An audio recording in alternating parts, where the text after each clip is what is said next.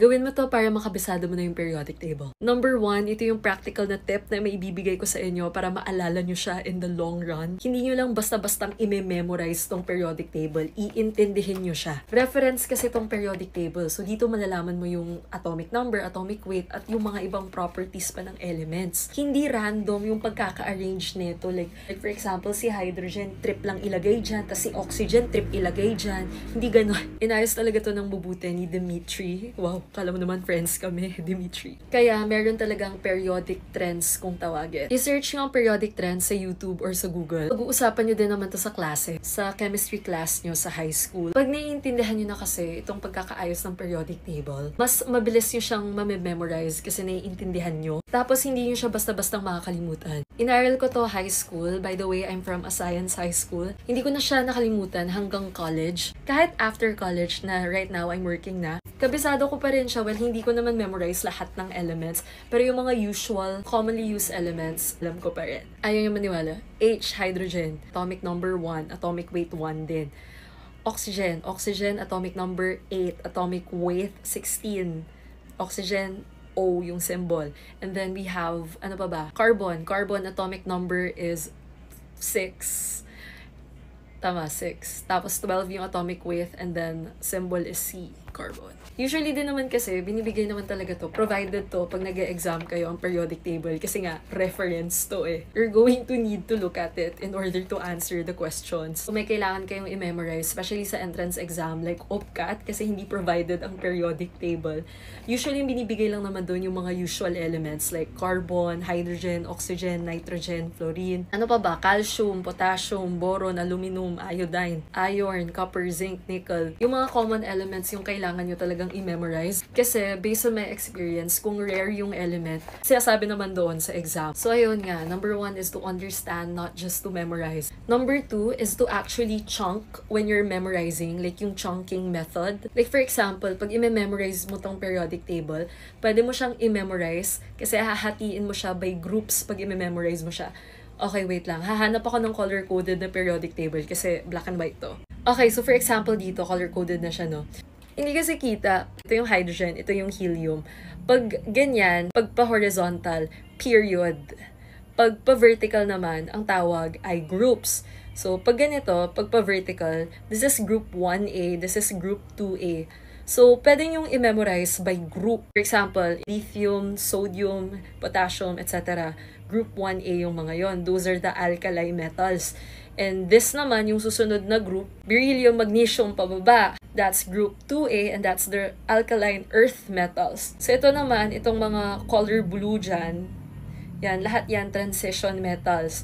Dito naman, pag pupunta tayo, here naman, sa may fluorine, group 7A na yung mga yan yung mga halogens. Tapos yung last group dito, sa dulo-dulo, yan yung mga noble gases. Actually, kung hindi mo naiintindihan yung mga pinagsasabi ko, it's because hindi mo nga naiintindihan yung periodic table. Na-realize ko mas madali ko pala siyang makabisado kasi nagigets ko siya per group. Tapos, hindi overwhelming kasi per group ka nagme-memorize. Hindi mo i-memorize lahat muna. So, parang you're concentrating lang on some elements. Chunking method yung tawag doon. Another way to actually memorize the periodic table easily, mag-incorporate kayo ng mga kanta. So, for example, dito, sabi ko, diba, chunking method. I-memorize muna natin si groups 7A, halogens. Itong fluorine, chlorine, bromine, iodine, astatin. Pwede yung itono sa isang kanta na familiar kayo. For example, alam nyo ba yung young, dumb, and broke? Yon. Ginawa to actually ng mga classmates ko. Hanggang ngayon, hindi ko pa rin siya kalimutan. For example, ito, halogens, group 7A. Pwede mo siyang gawing kanta. Fluorine, chlorine, and bromine, iodine, astatin. These are the group 7A elements. These are the halogens. So, kahit di mo tinitignan yung periodic table, alam mo na yung halogens ay fluorine, chlorine, and bromine, iodine, astatin. Very catchy siya, kaya hindi mo siya makakalimutan. Another song na naalala ko ba sa periodic table ay yung periodic table song ng Ace of Science. Yun naman, ang pang-chunk nila, hindi by group. Sorry. May nagpa-fireworks sa labas. Pasensya na lang. Bear with me. Thank you. Feeling ko nagpa-fireworks sila sa plaza kasi nandoon ata si Coco Marti. Anyway, tuloy natin yung session natin. Doon naman sa periodic table song, chinunk nila nito hindi by group, by period. Pa-horizontal naman sila.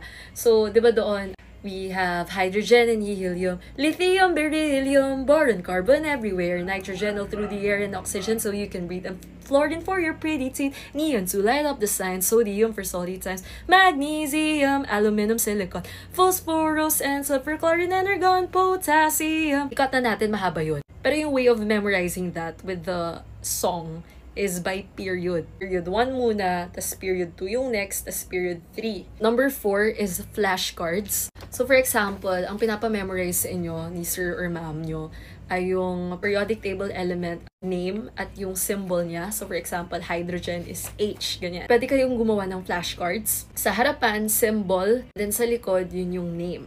So, pwede niyong i-test lagi yung sarili nyo para may factor yung spaced repetition. You can make digital flashcards. Ang marirecommend ko dito ay Anki flashcards. Para lang kayong naglalaro habang nagme-memorize na kayo. So, itetest ka niya, anong element daw ang Be?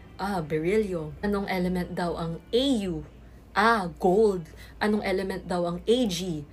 Silver. Malaking tulong din talaga ang flashcards. Number 5 is word association or visual association. Basta i-associate mo siya sa something na familiar ka na. Yung mga ibang elements kasi, madali lang i-memorize yung symbol. Like for example, sa lithium, Li. Sa hydrogen, H. Kasi most of the time, yung symbol, yun lang din yung unang letra ng element. But there are times na hindi ganun. For example, yung element na gold, hindi naman G or GO yung symbol nun eh. Ang symbol ng gold, AU. So para mas maalala mo na AU ang gold, pwede mong isipin na ang gold sinusuot natin, diba? Tas nagmumukha na tayong mayaman. Tas iba na yung aura natin. Kaya siya AU kasi aura. Basta ganun, gets nyo ba? Number 6, lagi mong aralin. The more na tinitingnan at inaaral mo tong periodic table, mas magiging familiar ka, tas mas makakabisado mo. Pag tinititigan mo talaga yung araw-araw, mas tumatatak sa isip mo. Trust me, been there, done that. 7, apply mo in real life. Para mas matandaan mo rin yung mga element. Alamin mo yung application niya sa totoong buhay. For example, sa calcium, ano bang source ng calcium? Milk, diba? And lastly, bonus step, kuha ka ng blank na periodic table, tas try mong mas makakabisado mo pag sinusulat mo. Sana nakatulong tong video na to. Follow for more.